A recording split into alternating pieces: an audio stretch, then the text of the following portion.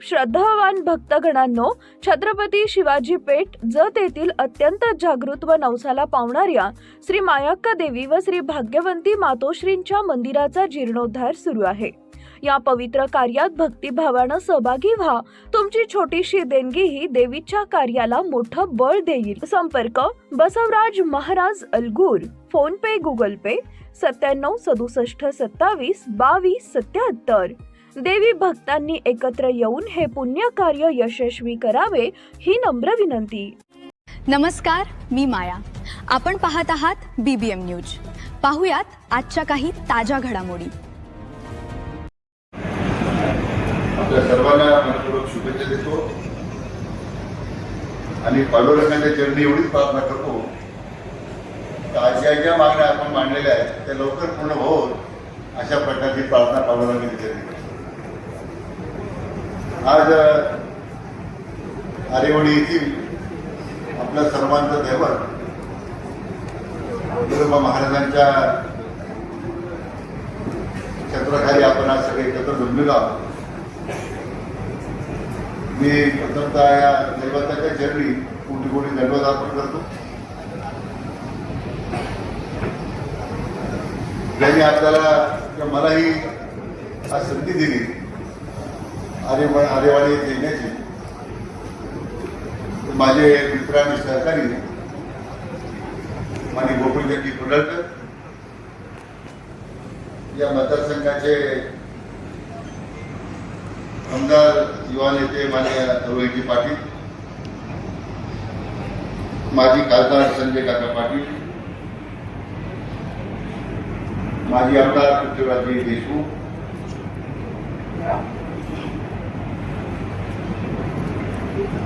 माजी सभापती ब्रह्मानंदजी कुंडलकर, जयसिंग तात्या शेंडगे, ब्रह्मानंदजी काशीलिंग कोळेकर, संस्थाचे अध्यक्ष, आमच्या महामंडळाचे कार्यकारी संचालक माननीय हेमंतजी धुमाळसाहेब, मुख्य अभियंता अलका आहेराव, जिल्हा परिषदेचे सभापती दादासाहेब कोळेकर, त्या संस्थांचे उपाध्यक्ष जगन्नाथजी कोळेकर, आपल्या आरेवाडीचे सरपंच रमेशजी कोळेकर, अध्यक्ष अभियंता महादेवजी कदम, अमोलजी गुरव, सर्व उपस्थित महायुतीचे पदाधिकारी, जमलेले सर्व माझे शेतकरी बांधव आणि उपस्थित मित्र,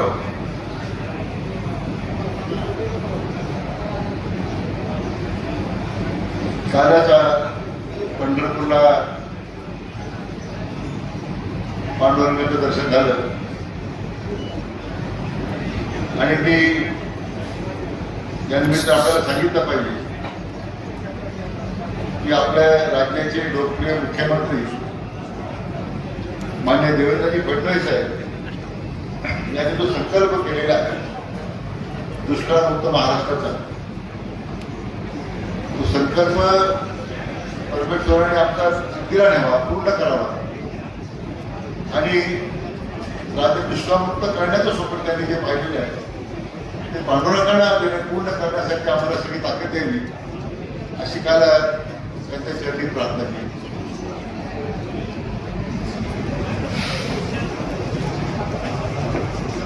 आपल्याचा हा संपूर्ण परिसर पहिल्यापासून दुष्काळाच्या छायेमध्ये होता, तर तुम्ही ज्या भागातून येतो संपूर्ण गोदावरी खोरे हे सगळ्यात चुकीचं खोर आहे। सगळ्यात जास्त दुष्काळी पडला त्या भागामध्ये आहे, परंतु निळवंडेसारखं धरण त्या ठिकाणी सुरू केलं। महाराष्ट्रातल्या एका जाणत्या राजानं त्या धरणाचा 4 वेळा भूमिपूजन केलं। 26 कोटीचं धरण 33 वर्षानंतर 5,000 कोटी रुपयानं पूर्ण झालं। आदरणीय प्रधानमंत्री नरेंद्र मोदीजी उद्घाटनाला आले होते, त्यांनी मला प्रश्न विचारला, माननीय मुख्यमंत्री मोदी होते, 34 साल क्यों लगा? महाराष्ट्रामध्ये हीच अवस्था गेली अनेक वर्ष होती. भूमिपूजन करायचे पडळकर साहेबांनी सांगितल्याप्रमाणे 10 किलोमीटर भूमिपूजन, मला 20 किलोमीटर दुसरं भूमिपूजन, त्याच्यावर 3-3 निवडणुका काढल्या काही लोकांनी. त्याच्यावर महाराष्ट्राचं नेतृत्व काही लोकांनी अनेक वर्ष केलं. परंतु खऱ्या कृष्णात खोऱ्याच्या कामाला चालना करण्याचं काम जर कोणी केलं असेल त्या राज्याचे मुख्यमंत्री स्वर्गीय मनोहर जोशी साहेबांनी कामाला सुरुवात केली. परंतु मूळ सत्यापन आली होती. या दुष्काळ भागाला पाणी मिळालं पाहिजे म्हणून त्यांनी अविरतपणे त्यासाठी प्रयत्न केले. ते स्वर्गीय वसंतदादा पाटील असतील,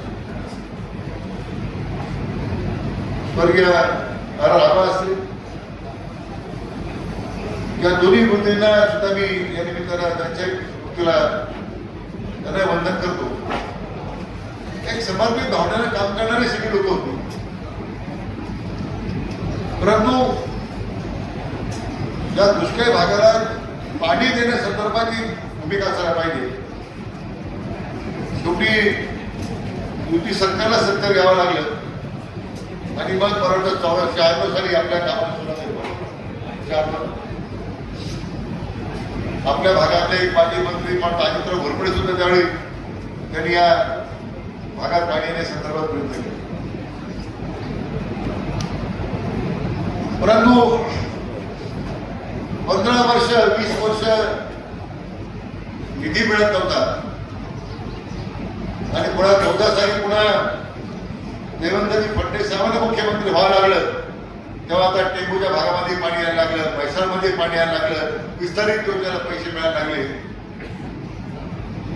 कारण दुष्काळी भागाच्या लोकांसंदर्भात त्यांच्या ज्या भावना आहेत, किती काळ पिढ्या 2 पिढ्या 4 पिढ्या यांनी फक्त पाण्याची वाट पाहत बसायची. आणि म्हणून आपल्या या सगळ्या योजना जरी निधी दिलाच पण माझ्याकडे जो गोदावरी बऱ्यापासून ते आता कोकणात पाणी आणायचं 78 TMC ते काम आता जबाबदारी त्यांनी माझ्यावर सोपवली. जवळजवळ 1 लाख कोटी रुपये खर्च करून आपण ते 78 TMC पाणी आता गोदावरीमध्ये आणलं. ते समुद्रात होऊन जातं. एकाच त्याच्यामध्ये स्वतःबद्दल एक आत्मविश्वास आणि लोकांच्या प्रति असणारी त्यांची जी भावना आहे, लोकांच्या भावना प्रश्नाची सोडवणूक करण्यासाठी त्यांचं समर्पण आहे. मला वाटतं देवेंद्रजी या राज्याचं नेतृत्व करताना खऱ्या अर्थानं दुष्काळी भागाला न्याय मिळालाच पाहिजे या भूमिकेतून काम करणारं नेतृत्व मला वाटतं यशवंतरावजी चव्हाण साहेब असतील, वसंतदादा असतील, त्यानंतर फक्त देवेंद्रजींना त्या ठिकाणी मला त्याचा उल्लेख केला पाहिजे की त्यांनी त्यासाठी काम सुरू केलं. आज आपल्या या भागामध्ये येत असताना आज मी काय फार मोठं भाषण करणार नाही, पण आता बऱ्याच लोकांनी मला मागण्या केल्या, तलाव जोडले, तलाव पाणी सोडा, जोडणी करा, पीडीएन करा. भूमिजननी तर मला स्वस्त बसू देत नाही, हे झालं पाहिजे, ते झालं पाहिजे. म्हणून भूमिजनची राज्यात दुसऱ्या भागाचे काम आहे, दुसऱ्या भागात तुम्ही काही करा, पण माझ्या दुसऱ्या भागाला पाणी आणलं पाहिजे, योजना पूर्ण केल्या पाहिजे, हा त्यांचा आग्रह आहे. आणि म्हणून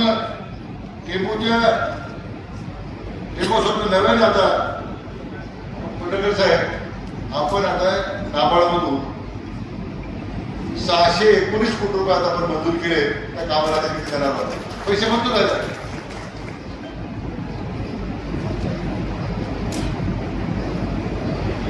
म्हैसाळकरता सुद्धा आपण जी मागणी उर्वरित योजनेकरता त्याला सुद्धा आता 500 कोटी रुपये मंजूर झाले. आम्हाला कधी मिळेल? म्हैसाळच्या सुधारित योजनेकरता नव्यानं 919 कोटी रुपये आपण प्रस्तावित केले. विस्तारित योजनेकरता सुद्धा आपण कामाला सुरुवात करतो.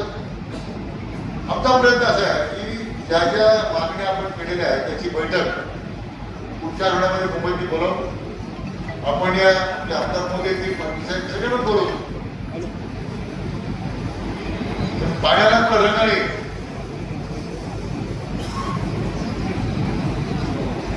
आणि त्यासाठी सगळ्यांचं सहकार्य घेऊन आमचा प्रयत्न असा आहे की या सगळ्या योजना ज्या आपण मागण्या केलेल्या आहेत ते किमान या वर्ष 2 वर्षात आपल्याला पूर्ण करता आल्या पाहिजे याची तुम्हाला मी हमी देतो. आपण 100% पूर्ण करू. इथं बऱ्याच आश्चर्य वाटलं, इतक्या योजना इतक्या लोकांना सूचना केल्या आपल्या निवेदन आले माझ्याकडे, ते सुद्धा चक्रून घेऊ. आज अब्जावधी रुपये खर्च झाले असताना जर अजूनही काही भागात पाणी मिळत नाही. आरेवाडीच्या लोकांची मागणी आता अधिकाऱ्यांना सूचना दिल्या, ताबडतोब सर्वेक्षण करा, प्रस्ताव दाखल करा, सूचना मिळायला दिलेल्या आहे. त्यामुळे आरेवाडीच्या भागाच्या लोकांना त्याच्या काही पडत नाही. आपण पंपाच्या बद्दल मागणी केली, आपण टेंडर काढतो. आता हे मान्य आहे की हे सगळे पंप आता कामामध्ये आले. 30 काय काय करतात. आता नवीन तंत्रज्ञान एवढं आलेलं आहे की तुम्हाला याच्या दुप्पट पाणी आपल्याला मिळू शकतं, दीडपट पाणी मिळू शकतं. मला वाटतं की साधारण आमच्या अधिकारी म्हणतात 1 वर्ष लागेल, पण किमान वर्ष आहे की किमान 6 ते 7 महिन्यामध्ये सगळे पंप बदलण्याचं काम जर केलं, मला वाटतं लोकांच्या ज्या अपेक्षा आहेत विस्तारित भागाला पाणी मिळावं, मीडियम करावं, उपसा सिंचन योजना कराव्यात, आपल्याला त्याला पाणी उपलब्ध करून देता येईल. खरं मीडियाच्या बाबतीमध्ये विधानसभेतच मान्य पुढेकर साहेबांनी मुद्दा उपस्थित केला होता. आम्ही त्या कॉम्प्युटरवर प्रॅक्टिस केला. आता आमच्या कार्यकारी सचिवांना सांगितलं या सगळ्या प्रकारे चौकशी करा. जिथे शासनाने फसवणूक त्या कॉन्ट्रॅक्टरने केली असेल त्यांच्यावर गुन्हे दाखल करा, अशा सूचना आता आमच्या कार्यकारी सचिवांना दिलेल्या. सरकारचा पैसा घेतलेला पैसा हा काही उधारपट्टी करण्यासाठी दिलेला नाही. लोकांच्या अपेक्षा पूर्ण करण्यासाठी हा पैसा खर्च होतो. लोकांच्या ज्या वर्षानुवर्ष लोक पाण्यासाठी प्रतीक्षेत बसलेले आहेत ते पाण्यासाठी मागणी करतायत. जर त्याच्यामध्ये अशा पद्धतीने भ्रष्टाचार होत असेल, अशा पद्धतीने पिढीमध्ये काही पाणी झाल्या असतील तर त्या पिढीमध्ये काम करणारे कॉन्ट्रॅक्टर आणि त्यांच्या कामाला मंजूर देणारे आमचे अधिकारी या सगळ्यांची आपण चौकशी करू की त्यामुळे आपल्याला भविष्यकाळात असे प्रकार पुढे घडणार नाही याची आपण निश्चितपणे कारवाई करू.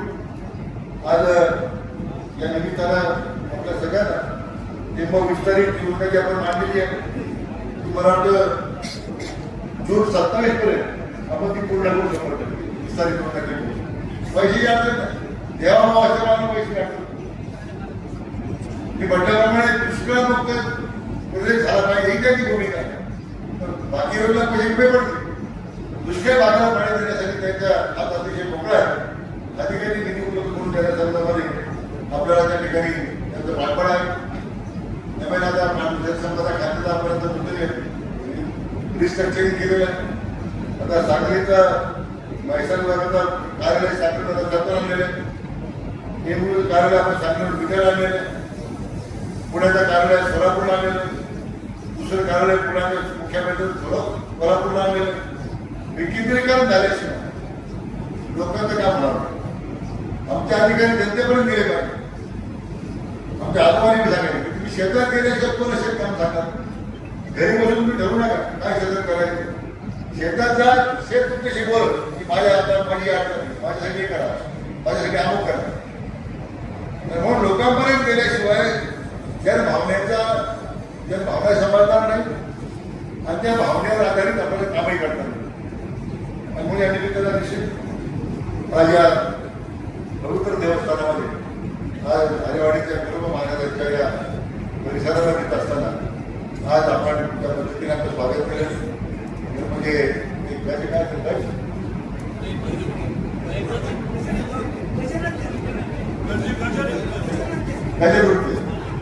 ही आपल्या सुमदाच्या दरवाजे यात्रेमध्ये या मुलाने इतकं सुंदर काम केलं. मी सुद्धा आवडलं. बऱ्याच वेळा मी कुठे म्हणायचो लोक झकत का नाही ते म्हणजे झकत नाही म्हणून ते आपल्या झकात विपत्ती झाला नाही.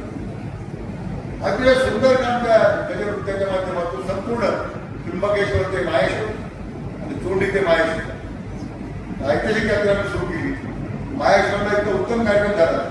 माहेश्वरची जनता सुद्धा मला म्हणली की पुण्यश्लोक अहिल्याबाई देवीच्या संदर्भामध्ये एवढं उत्स्फूर्त स्वागत आणि ती गुरुड कधी आम्ही पाहिलं नाही ते महेशची कुटुंबात. पण याच्यामध्ये आमचे सहकारी गोपीचंदी यांनी मला जे सहकार्य केलं संपूर्ण यात्रेमध्ये सदैव होत होते. मला वाटतं असं मी कधी मैत्रीण आलेली पाहिजे नाही. काय गोष्टी पडतात समजून तसं पाहिलं त्यांनी माझ्यामध्ये काय पाहिलं माहिती. पण आता आमच्या भावाचं नातं तयार झालं. गोपीचंदजी माझे हाती बोलवा त्यामुळे भावाचा पाठपुरावा आपल्याला प्रयत्न करावा लागेल की मी आपल्याला सांगतो. आपले रोहित पाटील आपले जे आमदार तरुण आहेत, आबांचा मोठा वारसा त्यांना आहे, त्यांना सुद्धा चांगलं भविष्य आहे. त्याने काय म्हणाल भावना व्यक्त केली की परमेश्वराला पूर्ण तरी नाही अशी अपेक्षा करतो. आपले काका आपले माजी खासदार ते मला कधी बैठक मी त्यांना नेहमी येतो काका मला वाजता. त्याने सुद्धा या सगळ्या दृष्टी भागाला पाणी आणण्यासाठी खास प्रयत्न केले. केंद्राचा पैसा आणला, त्याने सुद्धा फार मेहनत घेतली. त्याचं सुद्धा मी मनापासून अभिनंदन करतो. आमचे पृथ्वीराज देशमुख माजी आमदार म्हणून आणि या जिल्ह्याचे माजी अध्यक्ष म्हणून अतिशय चांगल्या पद्धतीने या जिल्ह्याच्या विकासाकरता त्यांनी सुद्धा आपलं योगदान चांगल्या पद्धतीने दिलेलं आहे. आणि सगळ्या महानुभावांचं मनापासून मी त्यांना धन्यवाद देतो. आपण सगळी जनता जनार्दन या ठिकाणी मोठ्या संख्येने आलात. आपल्याला पुन्हा एकदा मनापासून धन्यवाद देतो. आषाढीच्या पुन्हा शुभेच्छा व्यक्त करतो आणि थांबतो. जय हिंद. बातमी आणि जाहिरातीसाठी आमच्या चॅनलला लाईक आणि सबस्क्राईब करा. धन्यवाद.